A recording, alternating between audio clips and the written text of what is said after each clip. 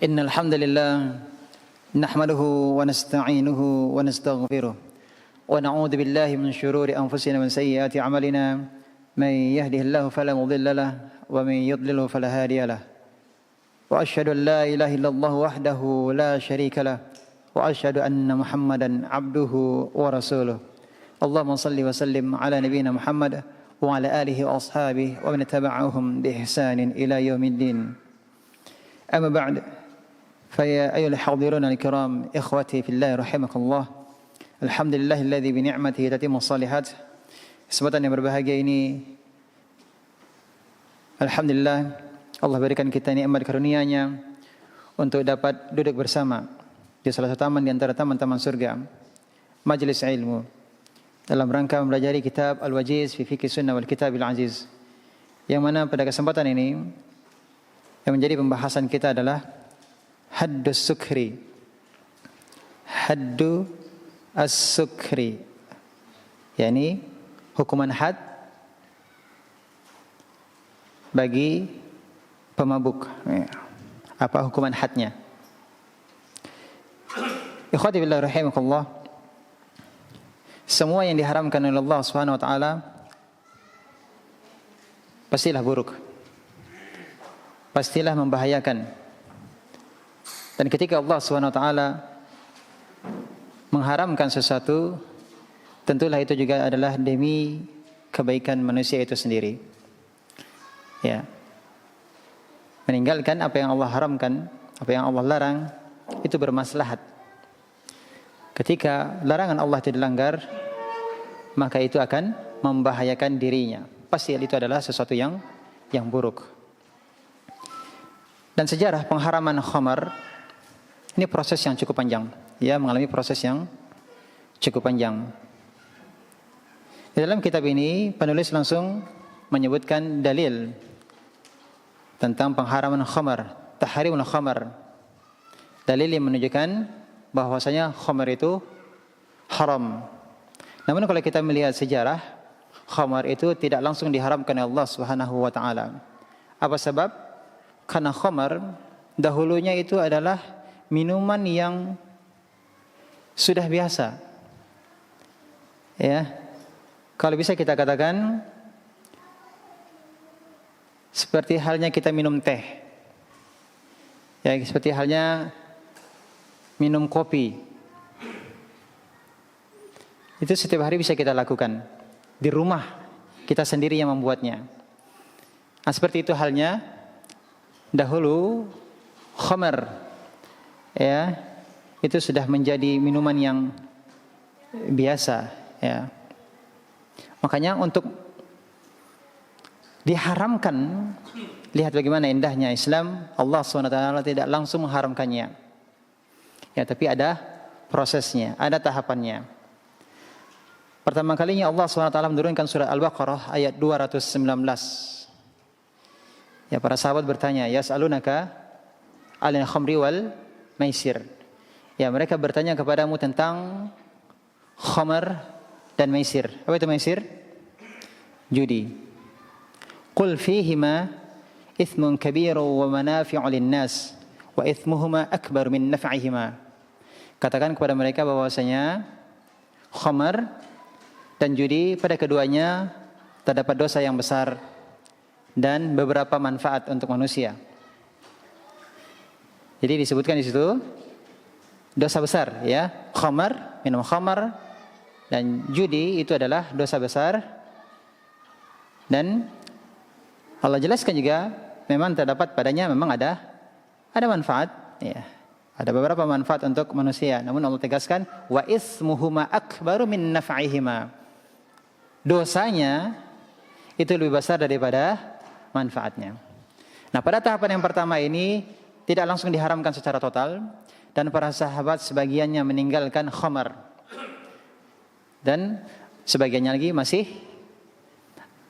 mengkonsumsi khamar. Ya. Kemudian setelah itu turunlah firman Allah SWT surat An-Nisa ayat 43. Allah awali dengan ya ayyuhalladzina amanu. Ya, Allah buka dengan seruan, wahai orang-orang yang beriman. La taqrabus salata wa antum sukara. Jangan kalian dekati salat ketika kalian dalam kondisi apa? Mabuk. Nah, jadi yang masih minum mulai mengurangi minumnya. Ya, karena tidak boleh salat dalam keadaan mabuk. Ya. Jadi kalau minumnya zuhur, ke asar itu dekat waktunya. Ke maghrib dekat juga waktunya. Ke isya juga dekat juga waktunya. Nah, berarti kan ini sudah mulai dikurangi kan? Nah, sudah mulai dikurangi. Jadi masih bisa kapan? Yang panjang? Ba'da isya. Ba'da isya ke subuh masih panjang. Tapi setidaknya sudah apa? Sudah mulai dikurangi. Ya, waktunya tadi sudah dikurangi. Baru kemudian setelah itu turunlah firman Allah SWT surat Al-Maidah ayat 90 dan 91. Dan inilah yang menjadi dalil yang pertama yang dicantumkan oleh penulis kitab Al-Wajiz fi Fiqh Sunnah wal Kitab Al-Aziz, ya, Syekh Abdul Azim Badawi hafizallahu taala. Kita baca. Qala ta'ala, Allah SWT berfirman, ya ayyuhalladzina amanu. Yang diseru adalah orang-orang yang beriman. Ya. Ini pengharaman khamar. Ya. Berat kalau yang disuruh itu adalah orang yang tidak beriman. Bagi orang yang beriman yang disuruh itu insyaallah ta'ala mudah untuk meninggalkan apa yang dilarang. Ya ayyuhalladzina amanu innamal khamru wal maisiru wal ansabu wal azlamu rijsum min amali syaitan fajtanibuhu la'allakum tuflihun. Hai orang-orang yang beriman, innamal khamru, sesungguhnya meminum khamar, wal maisir, berjudi, wal ansab, ansab itu berkurban untuk berhala, wal azlam, azlam itu mengundi nasib dengan panah. Rijsum min amali syaitan, adalah perbuatan keji termasuk perbuatan syaitan. Fajtanibuhu, itu perintahnya, jauhilah oleh kalian. La'allakum tuflihun, ya, agar kamu mendapatkan keberuntungan. Nah, ini perintah. Fajtanibuhu, pengharamannya. Jadi apa hukumnya? Jauhkan. Itu hukumnya adalah haram. Ini ayat yang 90 adalah hukumnya, menjelaskan tentang hukumnya. Kemudian kelanjutannya adalah motivasi untuk meninggalkan. Allah jelaskan di ayat berikutnya adalah motivasi untuk meninggalkan khamar. Innama yuridu syaitanu an yuqi'a bainakumul adawata wal baghdha'a fil khamri wal maisir.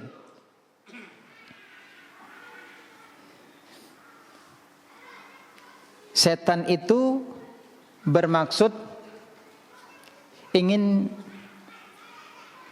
menimbulkan al-baghdha, al-adawah, ya, al-adawah permusuhan, al-baghdha itu kebencian.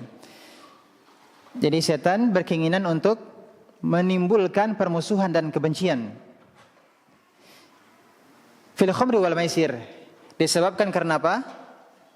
Minum khamar dan ya berjudi. Ya. Wa yasaddakum an dzikrillahi wa 'anis shalah. Dan kemudian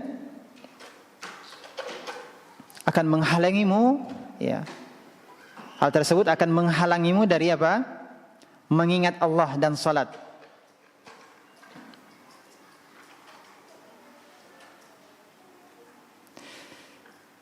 Fahal antum muntahun. Nah, di ujung ayat Allah katakan, fahal antum muntahun. Maka hendaklah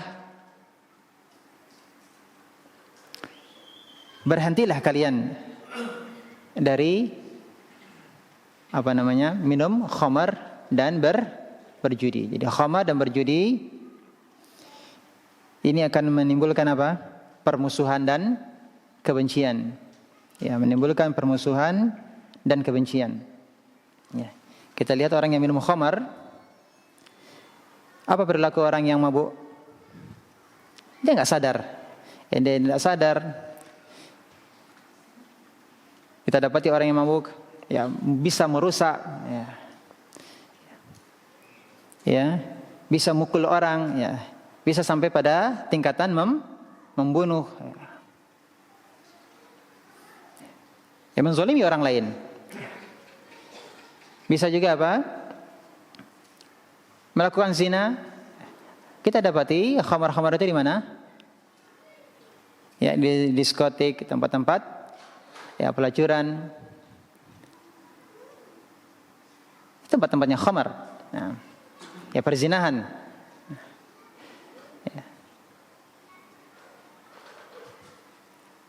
Ya. Apalagi yang diakibatkan oleh khamar? Ya. Menzalimi orang lain, ya menzalimi dirinya sendiri, ya. Membunuh, ya berzina, mencuri. Kebanyakan orang yang mencuri disebabkan karena apa? Karena narkoba. Iya tidak? Karena narkoba, karena ingin membeli narkoba. Ya. Jadi kan kezaliman namanya, kezaliman mencuri. Apa akibatnya dari itu? Ya kebencian, permusuhan. Ya berkelahi tadi kan mengakibatkan apa? Kebencian, mengakibatkan permusuhan. Ya mencuri itu juga dampaknya. Wa yasuddakum an dzikrillah, dan akan menghalangi diri kalian dari mengingat Allah. Jangankan mengingat Allah, dirinya sendiri dia enggak sadar. Bagaimana dia mengingat Allah? Bagaimana dia bisa tahu ini waktu salat ya? Dia tidak sadar, mabuk. Fahal antum mumtahun? Maka di situ diperintahkan untuk apa? Berhenti dari minum khamar dan berjudi. Jadi inilah dalil secara mutlak pengharaman apa? Khamar. Baik. Kemudian berikutnya An-Nabi Hurairah anna Rasulullah SAW qala, dari Abu Hurairah Rasulullah SAW bersabda, la yazni zani hina yazni wa huwa mu'min wa la yashrabul khamra hina yashrabuha wa huwa mu'min. Tidaklah berzina seorang yang berzina sedang dia dalam keadaan beriman, dan tidaklah minum khamar seorang yang minum khamar sedang dia dalam keadaan beriman. Ini ada kaitannya minum khamar dengan iman. Orang yang minum khamar dinafikan iman dari dirinya. Orang yang berzina dinafikan iman dari dirinya. Apakah dikatakan orang yang berzina, orang minum khamar kafir? Jawabannya tidak. Bisa jadi masih ada akar keimanan. Akar keimanannya masih ada, tetapi imannya tidak sempurna. Karena kalau imannya baik, maka hal tersebut akan mencegah dirinya dari apa? Minum khamar dan berbuat zina. Nah, ketika seorang melakukan zina, ketika seseorang minum khamar, berarti dikatakan tidak ada iman dari dirinya, tapi bukan keseluruhannya. Artinya masih ada akar imannya masih ada. Berarti ini ada kaitannya antara iman dan maksiat ya. Nah, sekarang pertanyaannya, apa yang menyebabkan narkoba itu merajalela?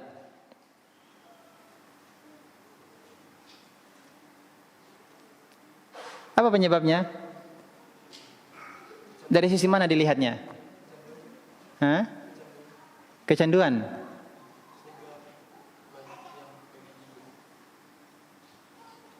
Kecanduan mungkin tidak terlalu banyak gitu ya, tapi ini banyak ya. Kasusnya banyak, tersebar. Apa sebabnya? Dari sisi mana dilihatnya? Apakah dari sisi kepolisian? Tidak, mungkin bisa dianggap mungkin udah apa namanya, ketika polisi ingin melakukan operasi penangkapan ya, sudah bocor duluan informasinya. Apakah itu menjadi penyebab? Tentu tidak ya. Apakah bisa dikatakan hukumannya terlalu ringan untuk yang mengkonsumsi narkoba? Atau untuk yang pengedarnya? Apa sebabnya?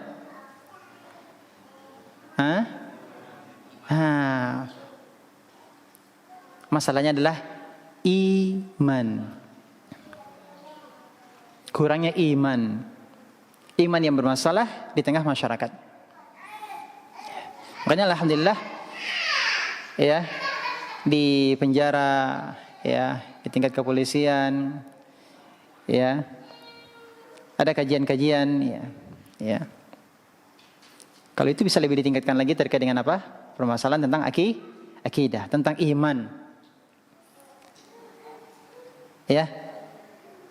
Karena pemerintah, penguasa itu punya kuasa untuk meluruskan yang bengkok. Tetapi iman itu punya andil besar untuk mendorong kebaikan. Ya. Jadi permasalahan utamanya apa? Iman. Ya, korupsi juga demikian. Permasalahannya apa? Permasalahannya adalah iman.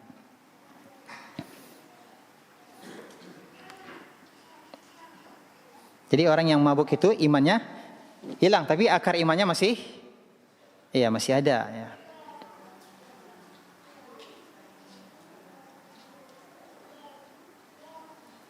Tapi kita lanjutkan. Dari Abdullah bin Amr, bahwasanya Nabi sallallahu alaihi wasallam bersabda, "Al-khamru ummul khaba'is." Khamar itu adalah induk segala keburukan. Induk segala keburukan. Rasulullah SAW yang mengatakan khamar itu adalah induk segala keburukan. Faman syaribaha lam tuqbal salatuhu 40 yauman. Siapa yang minum khamar tidak diterima salatnya 40 hari. Fa in mata wa hiya fi batnihi, kalau dia mati dalam kondisi khamar itu masih berada di dalam perutnya, mata mitatan jahiliyah, maka dia mati seperti kematian jahiliyah.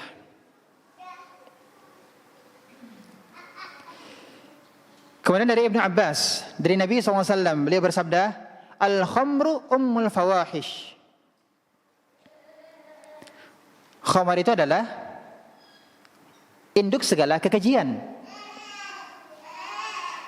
Kalau yang sebelumnya redaksinya adalah ummul khaba'is, yang kedua ini adalah ummul fawahish. Al-khamru ummul fawahish. Jadi khamar itu adalah induk segala keburukan, induk segala kekejian. Kemudian Rasulullah katakan, wa akbarul kabair, sebesar-besar dosa besar. Jadi minum khamar itu adalah dosa besar. Dan dosa besar itu bertingkat-tingkat. Nah, khamar ini mudaratnya sangat besar.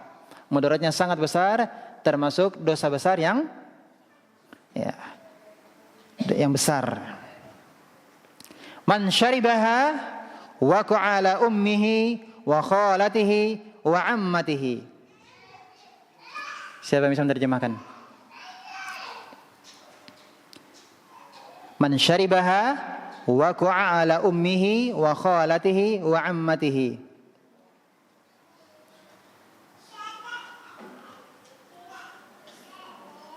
Ada yang bisa menerjemahkan?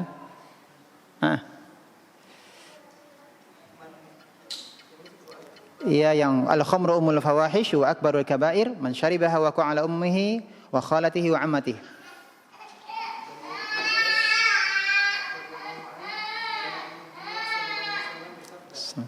Khamar adalah induk segala perbuatan keji dan sebesar-besarnya dosa besar. Barang siapa meminumnya, maka dosanya seperti dia menyetubuhi ibunya. Dosanya seperti Menyetubuhi ibunya. Lanjut. Dan bibi dari pihak bapaknya.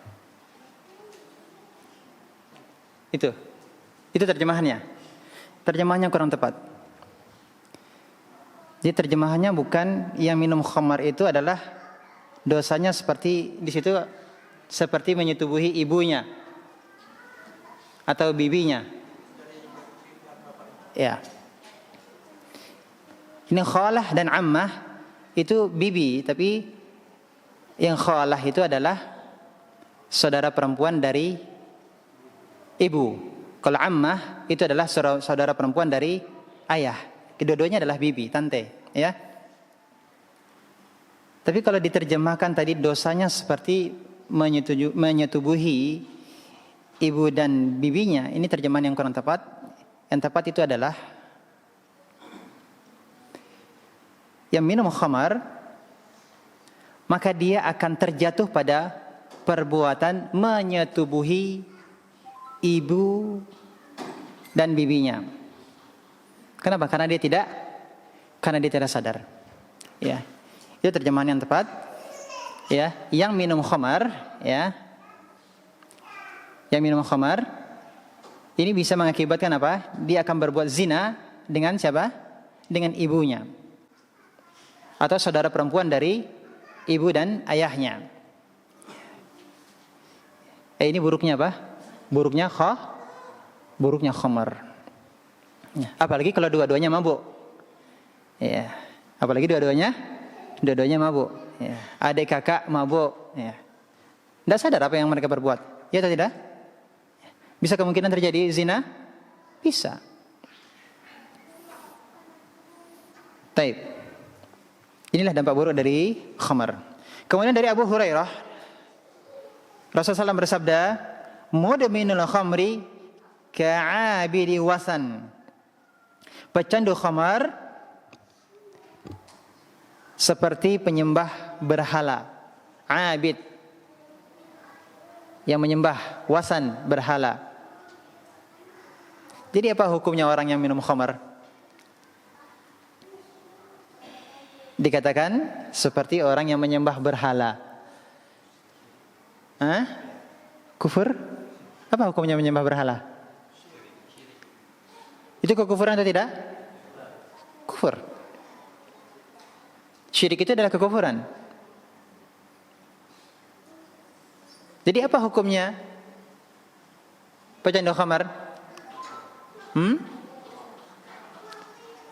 Apa hukumnya orang yang sudah kecanduan khamar itu? Kafir.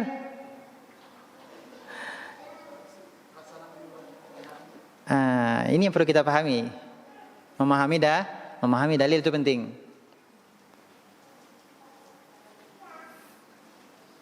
Karena kalau kita membaca terjemah itu langsung kita, oh ini kafir ya.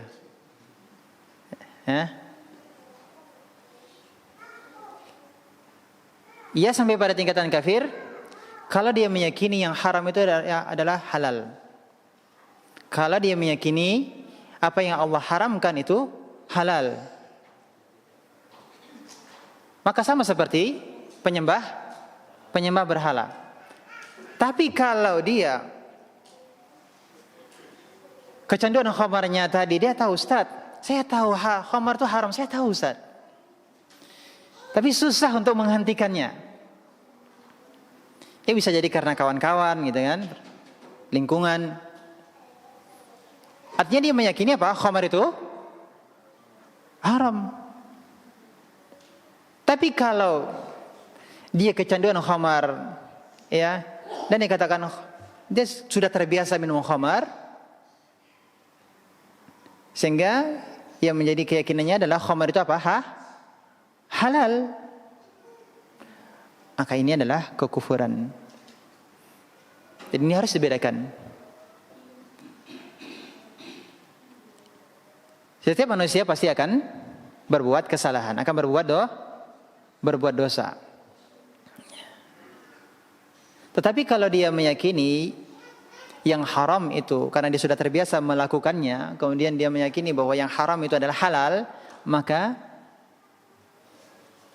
ini bukan hanya sekedar dosa, tapi ini adalah apa? Kekufuran. Orang yang kecanduan itu dosa besar, ya tidak? Iya, dosa besar. Tapi karena dia sudah terbiasa dengan yang haram, dia meyakini apa? Khamar itu halal. Dia sudah biasa dengan mabuk itu. Sudah biasa. Inilah yang bisa menyebabkan dia apa?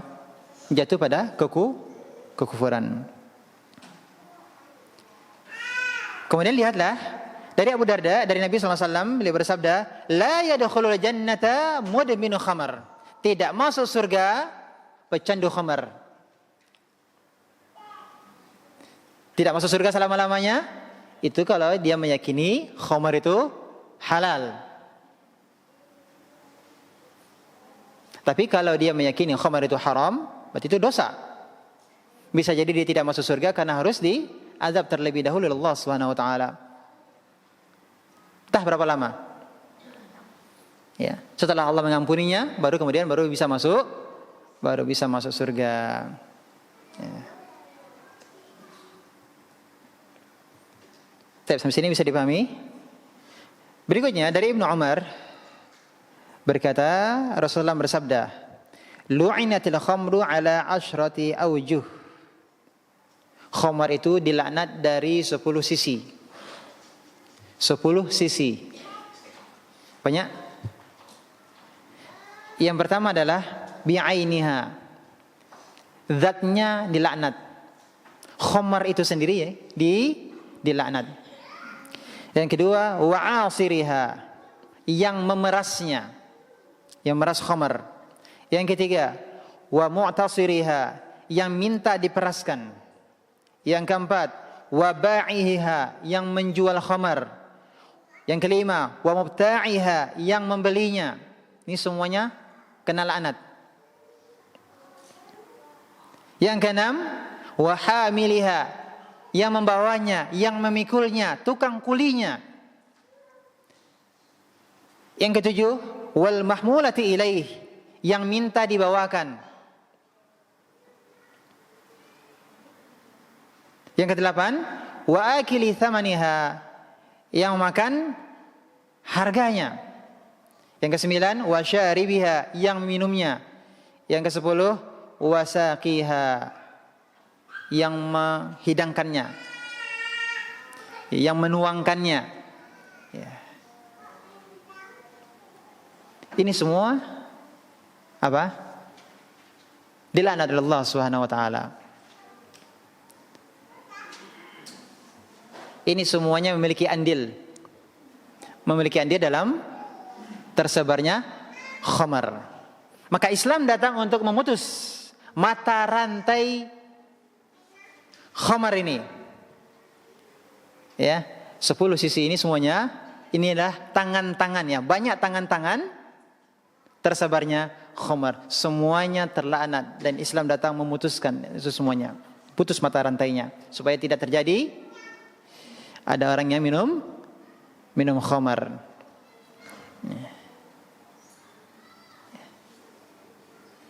Ya. Tidak hanya yang minumnya yang terlaknat, tidak hanya yang minumnya. Saya enggak minum, Ustaz. Saya hanya membelinya saja. Ya. Itu karena disuruh. Ya. Disuruh sama siapa? Orang tua nyuruh untuk beli khamar. Ya. Beli. Dia enggak minum. Bapaknya yang minum. Ya. Kena walaupun dia tidak minum. Ustaz, anak cuma jaga toko aja, Ustaz. Jaga toko. Ya. Anak enggak menjualnya. Anak hanya pelayan aja di situ. Ya. Tidak menjualnya, dia hanya menjadi pelayannya saja. Kena laknat? Iya, kena laknat. Yang memikulnya, siapa yang memikulnya? Bawa ke toko itu siapa? Yang memajangnya itu siapa? Tukang kulinya yang menurunkan dari mobil sales ke kadainya itu? Ya, sopirnya kena, ya, kena laknat. Ya, yang menurunkannya ke kadai juga kena laknat. Ustaz, anak kan cuma kurir, Ustaz. Ya. Yang kurir tadi, yang membawanya, yang mengantarkannya juga kena laknat. Ya.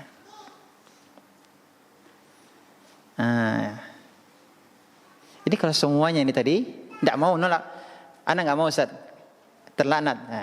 Bagus. Kalau semua orang nggak mau ngangkat khamar, kira-kira ada yang menjualnya atau tidak? Kan tidak ada. Kalau nggak ada kurir gimana? Tidak ada yang mengantar? Kan tidak kan? Ya, tapi dari awal sudah disebutkan, yang memerasnya itu pun juga kena laknat. Yang minta itu juga kena laknat. Nah ini bahayanya apa? Bahaya khamar.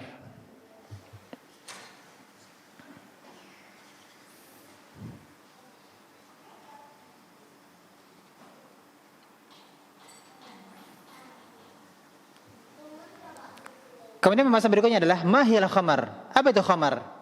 Khamar itu apa? Dari Ibnu Umar, beliau berkata, Rasulullah bersabda, kullu muskirin khamar wa kullu khamrin haram. Setiap yang memabukkan itu khamar. Setiap yang memabukkan itu khamar. Apapun namanya, kalau itu memabukkan itu adalah khamar. Dan hukum khamar apa? Haram. Sederhana, Rasulullah mengatakan apa? Setiap yang memabukkan, apapun namanya, seperti apapun bentuknya, itu memabukkan, khamar. Dan itu hukumnya haram. Dari Aisyah radhiyallahu anha berkata, suila Rasulullah SAW ditanya tentang al-bid'i. Anil bid'i. Apa itu al-bid'? Yaitu nabidhul asal. Nabidhul asal, nabidh. Al-asal itu artinya madu. Di madu yang yang lama didiamkan, ya, mengalami proses fermentasi, ya, mengalami proses fermentasi, itulah yang kemudian bisa memabukkannya. Asal madu halal, ya, madu halal.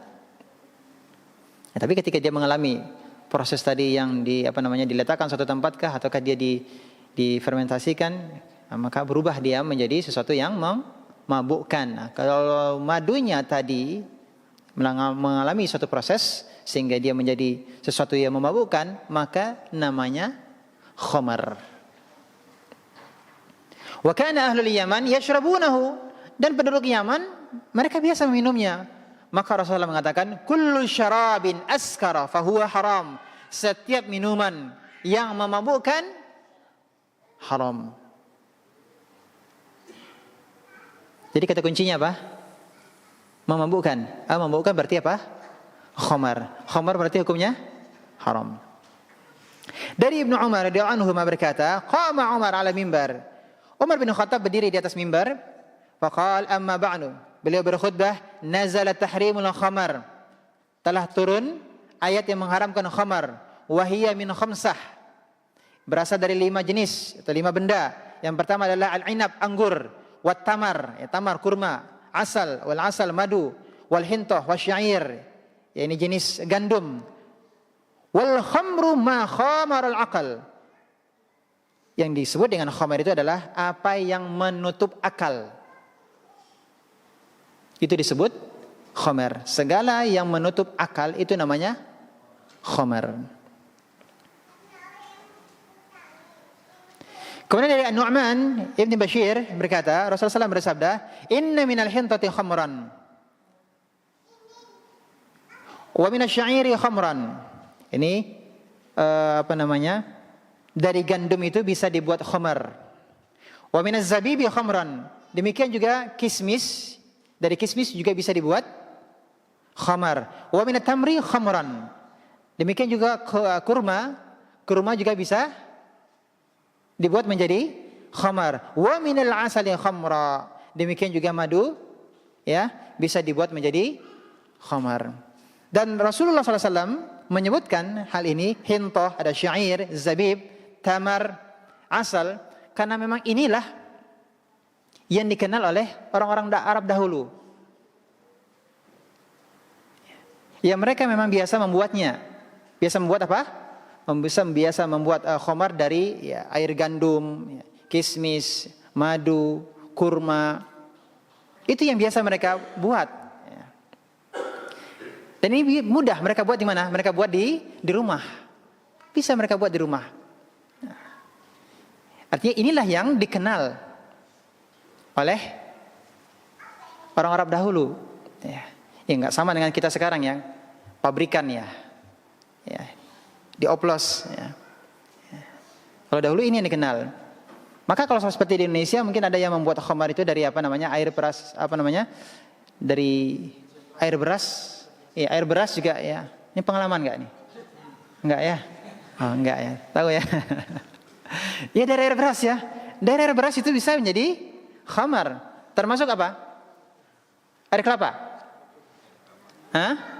Bisa juga kan? Ya. Bisa juga menjadi. Tapi di Arab ada enggak? Ada. Yang jelas walaupun itu terbuat dari berasal dari air beras, ya, dari air kelapa, ya. Tapi kalau itu kemudian diproses, ya, ada fermentasinya kemudian menjadi memabukkan, maka hukumnya sama, apa? Khamar. Setiap memabukkan itu adalah khamar, hukumnya haram.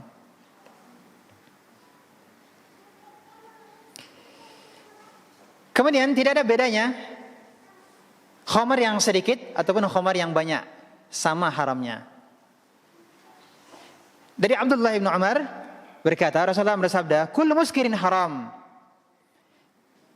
Setiap yang memabukkan itu haram, wa ma askara katsiruhu fa qaliluhu haram. Apa saja yang banyaknya itu memabukkan, ya, apa saja yang banyaknya itu bisa memabukkan, maka sedikitnya pun juga haram. Konsumsi dalam yang jumlah yang banyak itu memabukkan, maka sedikitnya pun juga haram. Ya. Karena ada orang yang kalau sedikit itu, karena mungkin dia sudah terbiasa mabuk, ya, sedikit itu nggak mabuk. Tapi kalau dia minum, konsumsi dalam jumlah yang banyak, baru dia mabuk. Nah, apakah kemudian yang sedikit ini mungkin hanya sekitar 1 seloki, gitu kan? Ya. Apakah kemudian itu tidak haram? Tadi dikatakan apa? Yang banyaknya memabukkan, yang sedikitnya, walaupun itu tidak membuatnya mabuk, tetap haram. Kenapa? Karena yang minumnya adalah khamar. Yang diminumnya itu adalah khamar, yang memabukkan. Jadi sedikit pun itu tetap namanya khamar. Karena ketika dia jumlahnya banyak, memabukkan. Berarti dia khamar. Sedikitnya pun juga haram. Karena tidak melepaskan dari namanya apa? Sebagai khamar. Dari Aisyah berkata, Rasulullah bersabda, "Kullu muskirin haram, wa ma askara al-faraqu minhu familul kaffi minhu haram." Setiap yang memabukkan itu haram,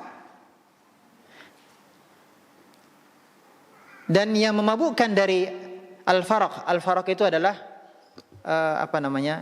sebesar ini kurang lebih, ya. Kalau yang sebanyak ini itu memabukkan, familul kafi, maka sebanyak setelapak tangan, ya, ini kaf, ya. Familul kafi, setelapak tangan, maka juga haram. Yang banyak tadi haram, yang sedikit pun juga haram. Maka tidak ada bedanya sedikit maupun yang banyak. Kalau itu khamar, maka hukumnya apa? Haram. Tabiqatillah rahimakumullah, sampailah pembahasan kita had. Hukuman had bagi yang minum khamar. Apa hukuman hadnya? Kalau yang minum khamar tersebut adalah seorang yang mukallaf. Kapan seseorang dikatakan mukallaf? Kalau dia sudah baligh, ya, berarti bukan anak-anak. Mukhtaran, artinya tidak ada yang memaksanya, ya, dia bisa memilih untuk meminum atau meninggalkannya. Dan kemudian dia mengetahui bahwasanya yang diminumnya itu adalah khamar. Ya, dia tahu bahwa yang diminumnya itu adalah khamar. Bisa jadi ada orang yang tidak tahu kalau itu adalah khamar. Jadi mukhallaf, tidak meminumnya tadi memang keinginannya sendiri, tidak dipaksa. Kemudian dia tahu bahwa itu adalah khamar, maka hadnya adalah dicambuk 40 kali. Namun kalau hakim, penguasa melihat diperlukan untuk menambah lebih dari 40 kali, ini diperbolehkan. Karena mungkin bisa jadi sudah biasa dicambuk 40 kali, itu sudah biasa. Tidak tidak lagi menjadi efek jera di tengah masyarakat. Maka kalau hakim melihat ditambah mungkin 60 kali baru jera, boleh. Nambah 80 kali, itu akan menimbulkan efek jera, boleh. Itu dikembalikan kepada hakim. Ya, sebenarnya diriwayatkan dari Al-Husain Ibn al-Munzir bahwasanya Ali radhiyallahu an jalada al-Walid bin Uqbah fil khamar 40. Ali radhiyallahu anhu mendera Walid ibn Uqbah dikarenakan dia minum khamar 40 kali cambuk. Kemudian beliau berkata, jalada Nabi 40. Nabi sallallahu alaihi wasallam mencambuk 40 kali. Ya, jadi Nabi sallallahu alaihi wasallam pernah mencambuk orang yang minum khamar itu berapa? 40 kali. Demikian juga Abu Bakar 40 kali. Adapun Umar 80 kali cambuk. Wa kullun sunnah. Dan ini semuanya adalah sunnah Nabi sallallahu alaihi wasallam. Wa hadza ahabbu ilayya, dan ini lebih aku sukai, kata Ali bin Abi Thalib. Jadi beliau lebih memilih yang 40 karena beliau melihat yang 40 itu sudah cukup untuk efek jera bagi masyarakat yang mabuk, ya. Maka cukup 40. Adapun di zaman Umar bin Khattab, ya, Allah taala alam, ada yang menyebutkan karena ada orang yang mabuk itu sampai dia karena tidak sadar kemudian menuduh seseorang berzina, ya, karena disebabkan mabuknya tersebut. Padahal hadnya menuduh orang zina apa? Menuduh wanita muslimah yang baik-baik berapa? 80 kali cambuk. Maka demikian juga Umar bin Khattab memilih untuk menjatuhkan hukuman bagi orang yang yang mabuk 80 kali cambuk. Jadi kalau melihat Nabi sallallahu alaihi wasallam, praktek Abu Bakar, praktek Ali 40 kali cambuk. Adapun praktek Umar bin Khattab berapa? 80. Maka di sini hakim, ya, penguasa boleh, ya, kalau ingin melebihkan dari 40 kali cambuk kalau memang itu bermaslahat. Nah, kemudian kalau seseorang berulang kali dijatuhi hukuman had. Dia mabuk, dijatuhi hukuman had. Dia mabuk, dihukumi lagi hukuman had. Maka kalau imam penguasa melihat efek jerahnya adalah sampai pada tingkatan orang yang minum khamar itu harus dibunuh, maka ini diperbolehkan.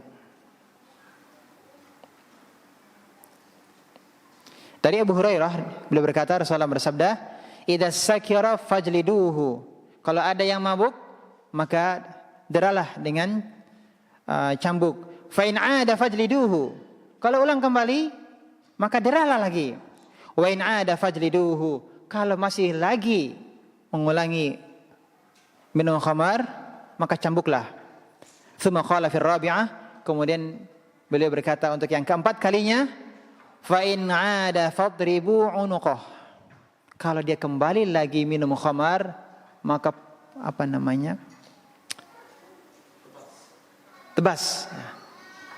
tebas batang lehernya. Artinya apa? Dibunuh.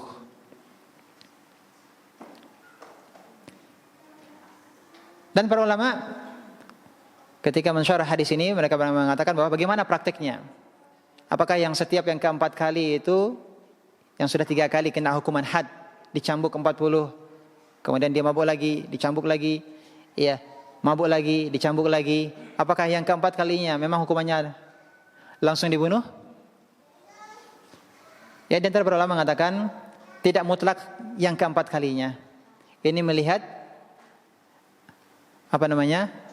melihat keadaan. Jadi hakim yang melihat, penguasa yang melihat kondisinya. Bisa jadi mungkin yang kali ke-6-nya memang harus dibunuh. Kali yang ke-6-nya, mungkin yang ke-7 kalinya dia mengulangi, baru bisa baru dijatuhi hukuman bunuh, bisa jadi. Ini kembali kepada apa? Kembali kepada hakim. Kemudian pembahasan berikutnya adalah hukuman had ini kapan bisa ditegakkan? Yang pertama adalah kalau yang mabuk itu mengaku dia mabuk. Ya, dia mengaku apa? Minum khamar. Maka tegaklah hukuman had. Dicambuk 40 kali. Yang kedua, syahadatu adlain. Kalau disaksikan oleh 2 orang yang adil. disaksikan oleh dua orang yang adil. Bisa jadi ada orang yang tidak suka terhadap seseorang, kalau dia melakukan fitnah. Ya, ketika terjadi penggeledahan, dia dapati ada minuman khamar di rumahnya atau di kendaraannya. Barang bukti ini apa kemudian bisa ditegakkan had? Jawabannya tidak. Harus yang bersaksi adalah apa? Dua orang adil, dua orang yang diterima persaksiannya, dua orang yang soleh, dikenal baik, dua orang yang dikenal baik. Kalau mereka berdua bersaksi, maka tegaklah hukuman had. Bagaimana kalau sekarang mungkin di kepolisian ada tes urin ya, untuk mengetahui orang apa namanya, ya narkoba, kan bisa tes urin ya, atau tes yang lainnya untuk mengetahui orang ini adalah pemakai atau tidak, kan bisa gitu ya. Nah, kalau ini bisa menjadi bukti, maka ini juga bisa ditegakkan apa? Tegakkan had. Ya, adanya barang bukti. Tapi kalau dahulu kan, ya antara dua itu, pengakuan atau persaksian dua orang yang adil. Ya. Taib. Yang terakhir pembahasannya adalah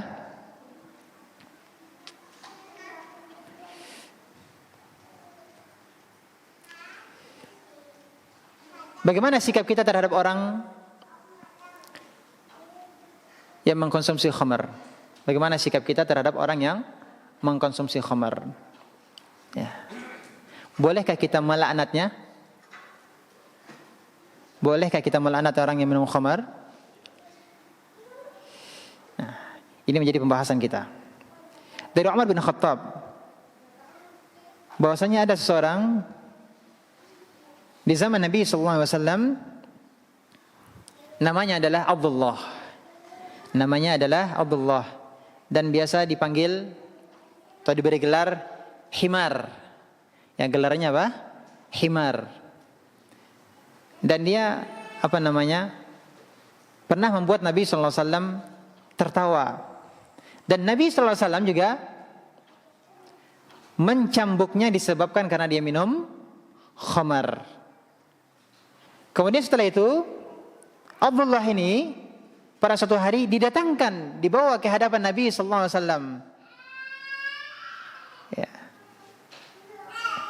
Kemudian diperintahkan dia untuk apa? Dicambuk. Kemudian ada seseorang yang berkata kepadanya, Allahumma al'anhu, ya Allah laknatilah dia. Ma aksara ma yu'ta bih. Betapa seringnya dia dibawa ke hadapan Nabi sallallahu alaihi wasallam. Betapa seringnya, ma aksar, betapa banyaknya atau betapa seringnya dia dibawa ke hadapan Nabi sallallahu alaihi wasallam. Maka kemudian Nabi sallallahu alaihi wasallam mengatakan, la tal'anuhu, jangan kalian melaknatnya. Fa wallahi ma 'alimtu innahu yuhibbullaha wa rasulah. Demi Allah, yang aku tahu bahwa dia mencintai Allah dan Rasulnya. Jadi Rasulullah SAW mengatakan bahwa dia cinta Allah, dia cinta Rasul. Namun dia belum bisa meninggalkan satu hal ini. Karena memang ini menjadi sesuatu yang kebiasaannya minum khamar selama ini. Jadi dia butuh proses untuk meninggalkan minum khamar. Ya karena telah turun ayat pengharaman khamar, ya. Jadi ketika dia minum khamar, maka hukuman hadnya apa? Dicambuk. Minum lagi, minum khamar, dicambuk lagi. Ya. Lihat betapa indahnya Islam. Ya, kita benci orang yang bermaksiat, tetapi kemudian bukan berarti kita biarkan dia dengan maksiatnya. Kita benci begitu saja, kemudian kita tidak menegakkan amar ma'ruf nahi munkar. Kita tidak menasihatinya, kita tidak mencegahnya dari berbuat maksiat. Justru seharusnya bukan melaknatnya, tapi sebagai bentuk cinta kita seorang muslim terhadap muslim yang lainnya apa? Mendoakannya agar dia mendapat hidayah, bukan sebaliknya mendoakannya dengan keburukan. Dilaknat berarti apa? Jauh dari rahmat Allah Subhanahu wa taala. Berarti kita inginkan apa? Dia terus bermaksiat kalau begitu. Kalau kita mendoakannya supaya dia terlaknat, berarti kita menginginkan keburukan. Ya. Sekali lagi, ya kita benci, tidak suka terhadap pelaku maksiat. Tetapi sebagai seorang muslim, terhadap muslim yang lainnya, bukti cintanya, ya, saudara seislam, saudara seiman, dia menginginkan kebaikan untuk saudaranya seperti kebaikan untuk dirinya. Maka seharusnya bukan didoakan dengan laknat, tapi apa? Didoakan dengan hidayah supaya dia bertobat, supaya dia bisa berhenti. Kemudian dari Abu Hurairah berkata, Nabi SAW didatangkan seorang yang mabuk. Kemudian Rasulullah memerintahkannya untuk memukulnya. Di antara kami ada yang memukulnya dengan tangannya, dan di antara kami ada yang memukulnya dengan sandalnya. Ya. Dan ada di antara kami yang memukul dengan pakaiannya. Kemudian setelah selesai, ada seseorang yang berkata, "Malahu akhzahullah." Semoga Allah menghinakannya. Jadi setelah selesai proses apa tadi? Hukuman had tadi, ternyata ada yang mendoakannya, semoga Allah menghinakannya. Maka Rasulullah SAW mengatakan apa? La takunu auna syaitani ala akhikum. Janganlah kalian menjadi penolong setan dengan kalian menghina sesama saudara kalian sendiri. Ya, jangan melaknatnya. Ya, jangan melaknatnya, jangan mendoakannya dengan keburukannya. Karena yang melakukan tersebut berarti dia telah menjadi penolong setan. Berarti dia inginkan saudaranya tadi kembali berbuat maksiat, kan gitu. Nah, berarti kan dia menjadi apa? Menjadi penolong setan. Berarti tidak boleh kita mendoakan keburukan atau melaknat, ya, melaknat seseorang. Apalagi dia sudah apa? Dia sudah dijatuhi hukuman had. Berarti kan sudah selesai kan? Ketika dia dijatuhi hukuman had, berarti kan sudah selesai.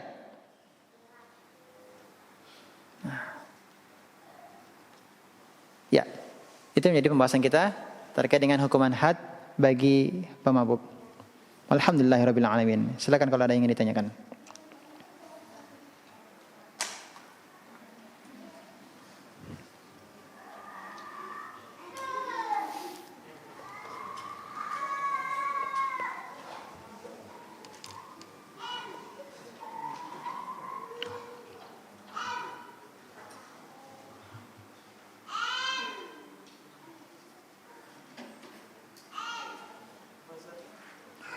Tafadhal. Ya.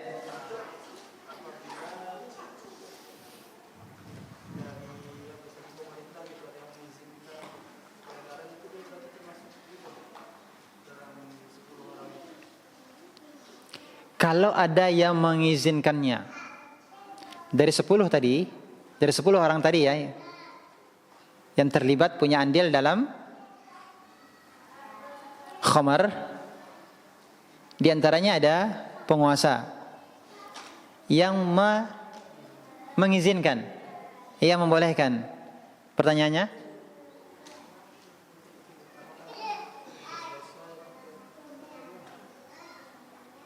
siapa yang berdosa? Penguasanya. Yang diperintahkan apa? Yang halal atau yang haram? Yang haram yang diperintahkannya. Berdosa atau tidak? Berdosa atau tidak? Berdosa. La ta'ata li makhluqin fi ma'siyatil khaliq. Tidak ada ketaatan, ya, terhadap makhluk, siapapun makhluk itu. Ya, orang tua yang menyuruhkah? Guru yang menyuruhkah? Ustadz yang menyuruhkah? Pemerintah yang menyuruhkah? Kalau menyuruh untuk melakukan maksiat, la ta'ah, tidak ada ketaatan. Dalam hal apa? Fi ma'siyatil khaliq, dalam rangka bermaksiat terhadap al-khaliq, Allah tabaraka wa taala. Ya, hukumnya tidak menghalalkan khamar. Ya, kalau dilegalkan oleh penguasa, hukum tidak berubah. Hukum tidak berubah karena ini adalah hukum Allah. Ini adalah hukum Allah. Terlaknat? Ya, terlaknat. Karena ikut andil dalam apa? Ikut andil dalam penyebaran khamar. Allah taala alam. Nah, fadhal.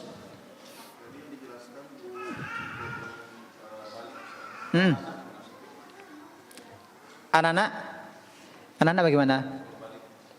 Yang balik? Iya, yang balik tidak ada hukuman hadnya. Tidak ada hukuman had bagi yang belum balik. Anak-anak yang mabuk itu tidak dijatuhi hukuman had. Gimana hukumannya? Ya dikembalikan kepada pemerintah. Ya, ini ada kaitannya mungkin dengan dinas pendidikan, gitu kan? Ya, terkait dengan wali negarinya, apa hukum daerah? Yang jelas bukan artinya dikembalikan kepada penguasa terkait dengan sanksinya, tapi yang jelas bukan hukuman had berupa dera 40 kali tadi. Baik. Nah, fadhal.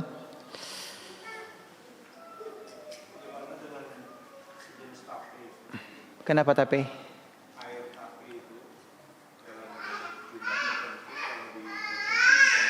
Baik. Pertanyaan tentang tape. Apa hukum tape? Hukum tape halal. Lihat hukum tape halal. Hukum tape halal. Namun kalau air tapenya tadi, ya, dijadikan sebagai tua, ya, ada proses, ya, fermentasi, sampai kemudian menjadi air tape yang memabukkan, maka dia bukan lagi menjadi air tape namanya, tapi namanya khamar. Kalau air tapenya tidak memabukkan, bukan khamar. Tapi kalau sudah berubah menjadi sesuatu yang memabukkan, maka dia bukan lagi namanya air tape, tapi namanya apa? Khamar. Berubah namanya. Maka berubah nama, hukumnya juga berubah. Baik. Nah, barakallahu fiikum. Lagi pertanyaan?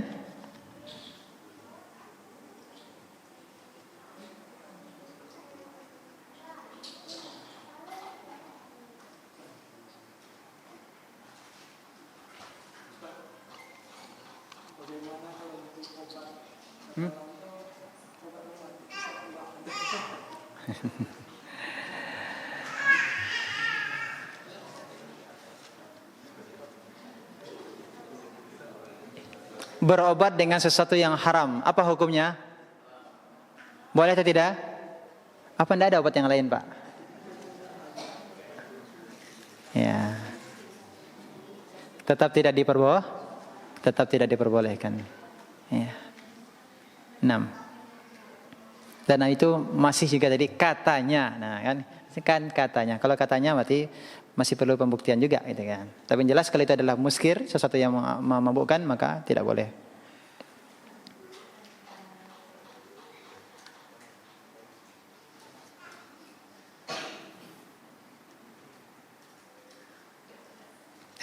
Ada lagi tentang khamar? Nah.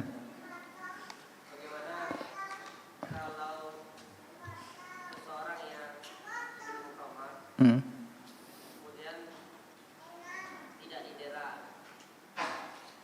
apakah di akhirat tetap didera? Baik. Pertanyaan, kalau di dunia dia tidak didera, apakah di akhirat dia akan dijatuhi hukuman dera? Allah Ta'ala alam. Sebagai setiap orang yang bermaksiat, kalau perkara ini diangkat kepada penguasa, maka itulah hukuman hadnya. Kalau diangkat kepada penguasa. Tapi kalau tidak diangkat kepada penguasa, maka lazimnya, harusnya dia apa? Bertobat kepada Allah Subhanahu wa taala. Ya. Harusnya apa? Bertobat kepada Allah Subhanahu wa taala. Ini pembahasan kita masih terkait dengan apa? Had. Di dunia, hukuman pembahasan kita adalah terkait dengan hukuman di dunia. Ya, tidak di sini tidak disebutkan tentang hukuman di akhirat. Kita kan bisa dalil-dalil tentang hukuman akhirat bagi minum khamar bisa kita lihat tentang sanksi akhiratnya. Yang jelas bagi orang yang minum khamar maka hendaklah dia bertobat kepada Allah Subhanahu wa taala dengan meninggalkannya, dengan menyesali perbuatannya dan tidak mengungkit-ungkit lagi masa lalunya. Ya. Tidak mengungkit masa lalunya. Ya. Dan itu yang harus dilakukan. Allah ta'ala alam.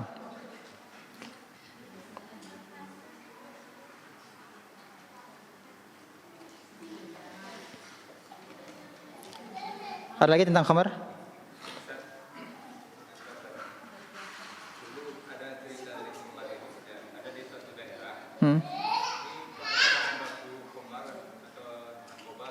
Ya.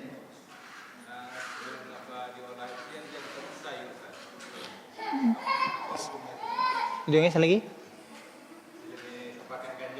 Ganja. Kenapa dengan ganja? Terus? Oh gitu.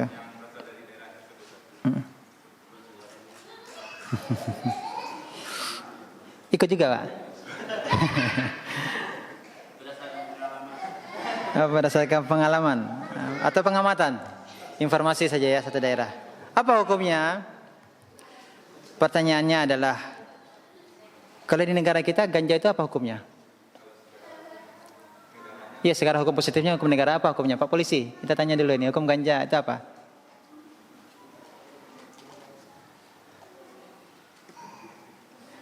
Ya, Pak.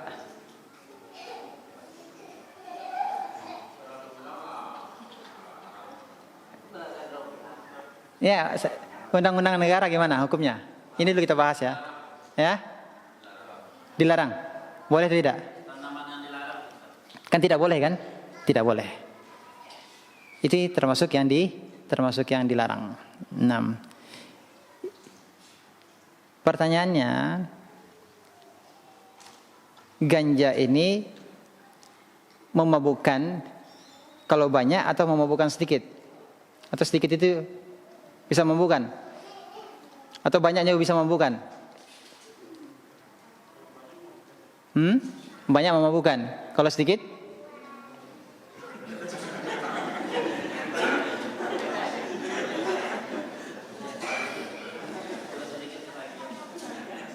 Nah, supaya bisa dipahami bahwa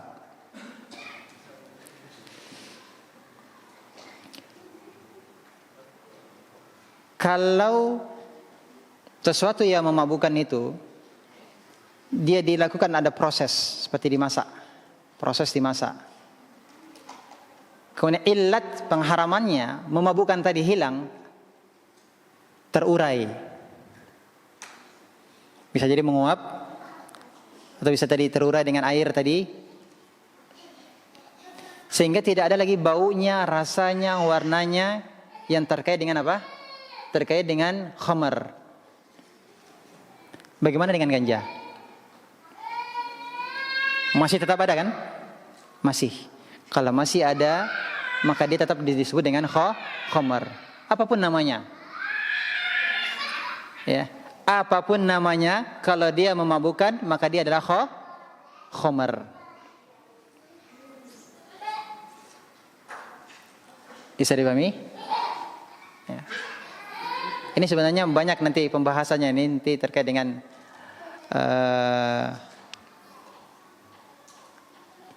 yang banyaknya itu bisa menjadi memabukkan, tapi sedikit mungkin tercampur dengan makanan, ya, tercampur dengan obat-obatan. Ya. Itu kan juga akan menjadi pembahasan tersendiri. Ya. Kalau yang memabukkan tadi,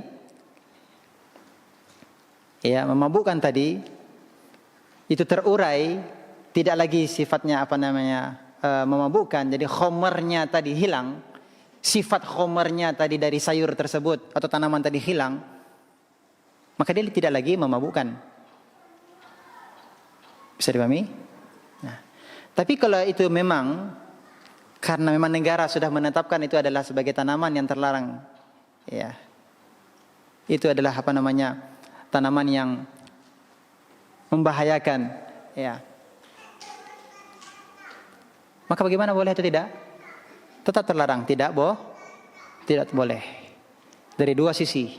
Sisi yang pertama adalah ya karena memang barang tersebut adalah secara zat dia memang memabukkan.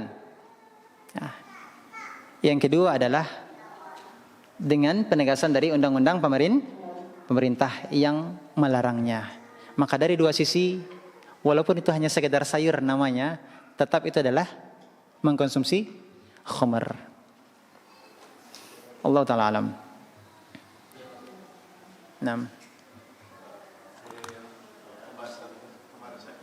Tentang apa itu? Hah? Iya, mencuri kenapa?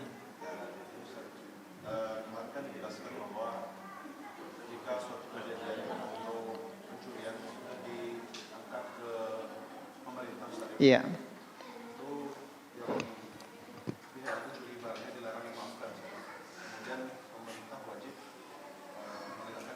Iya.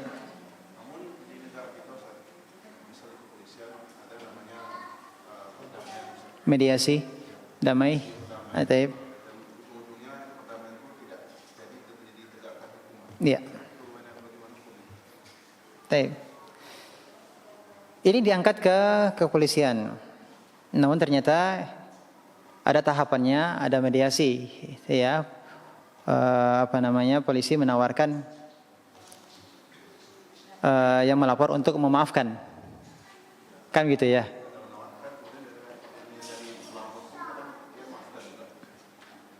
Baik.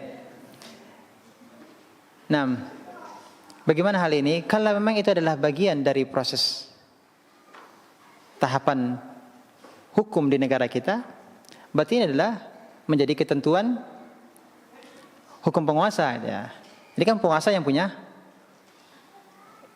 kuasa, yang punya wewenang untuk memutuskan mau dilanjutkan atau tidak.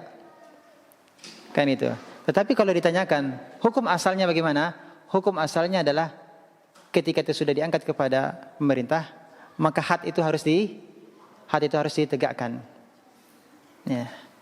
Maka di sini permasalahannya adalah ternyata penguasa memberikan tawaran memaafkan ataukah tidak. Ya, kalau ini sudah bagian tahapan hukum dari pemerintah, maka dikembalikan kepada pemerintah. Ya, dikembalikan kepada pemerintah. Karena pemerintahlah yang akan menegakkan had. Ya. Jadi ini keputusannya ada di tangan pemerintah. Dalam hal ini adalah kepolisian, ya, karena program kepolisian yang memprosesnya.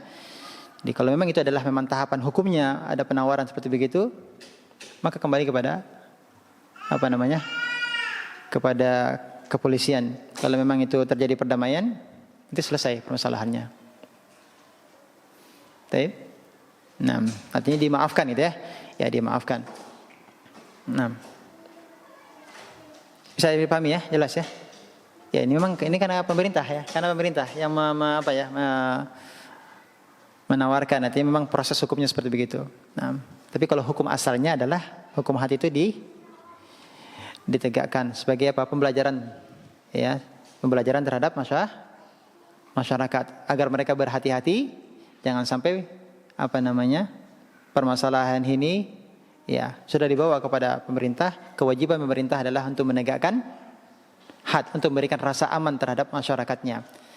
Ya, kalau bahasa sekarang kan stabilitas nasional, ya, untuk keamanan dan kedamaian. Ya. Maka itu perlu untuk memberikan menegakkan hukuman tersebut, memberikan efek jerat terhadap pelaku maksiat. Namun kalau pemerintah yang menawarkan, ya, memberikan tawaran untuk memaafkan, ini kembali kepada pemerintah. Karena keputusan berada di pemerintah. Allah Ta'ala alam.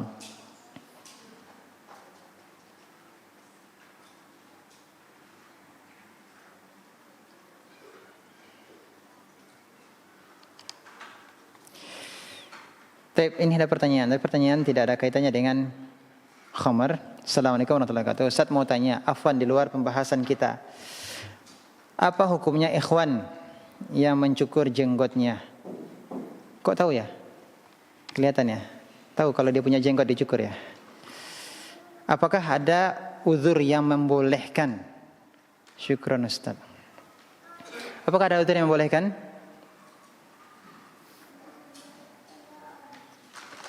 Ya, kalau perintah Nabi sallallahu alaihi wasallam, "U'ful liha wa ukhush syawarib."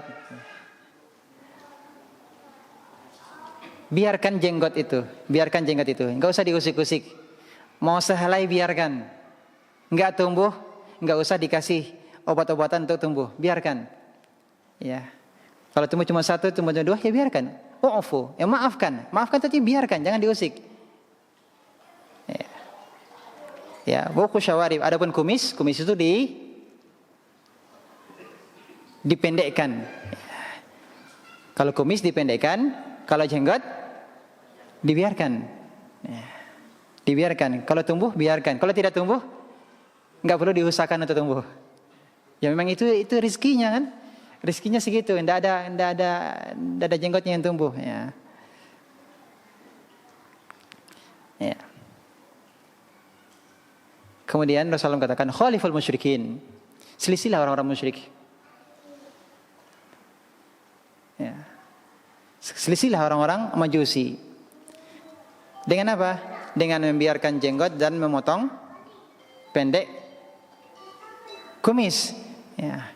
Karena mereka memanjangkan kumis mereka dan memotong jenggotnya. Dan ini perintah Nabi SAW. Sampai kapan? Sampai akhir zaman. Ya, sampai akhir zaman. Nah, jadi kalau tanyaannya adalah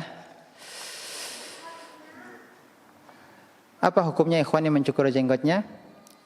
Jawabannya adalah menyelisihi Rasulullah SAW. Apakah ada udzur yang membolehkannya? Apa udzur yang membolehkannya? Apa udzur yang membolehkannya? Kalau dia disuruh potong oleh dokter, bisa jadi karena sakit. Ya, mungkin ada operasi gitu ya. Harus rambutnya, jenggotnya gitu kan, di bagian dagunya bisa jadi. Tapi kalau ditanyakan udzur ya udzurnya kembali kepada yang punya jenggot tadi gitu kan. Apa udzurnya gitulah. Apa udzurnya di hadapan Allah? Nah, itu aja. Kalau Allah bertanya di akhirat, apa jawabannya? Apa udzurnya? Jadi yang bertanya tidak usah terlalu sibuk dengan jenggotnya, karena anak yakin di sini juga pada umumnya sudah tahu apa hukumnya. Apa hukum membiarkan jenggot? Nah, semuanya sudah tahu gitu kan. Tapi kalau seandainya ada yang masih memotong jenggotnya, kita katakan apa? Hukumnya sudah sampai, dalilnya sudah sampai. Insya Allah tidak ada syubhatnya, tidak ada keraguan. Apakah hukumnya? Apa hukumnya? Nah, yakin semuanya sudah tahu hukumnya tersebut. Hanya saja nanti di akhirat tentu kita yang masing-masing ya kan, bersiap diri untuk menjawab. Ketika Allah SWT bertanya, kenapa engkau memotong jenggotmu? Apa yang akan kita jawab di hadapan Allah? Ya demikian. Wabillahi taufiq. Wassallallahu Nabi Muhammadin wa alihi wasallam. Subhanaka bihamdika asyhadu an la ilaha illa anta astaghfiruka wa atubu ilaik. Assalamualaikum warahmatullahi wabarakatuh.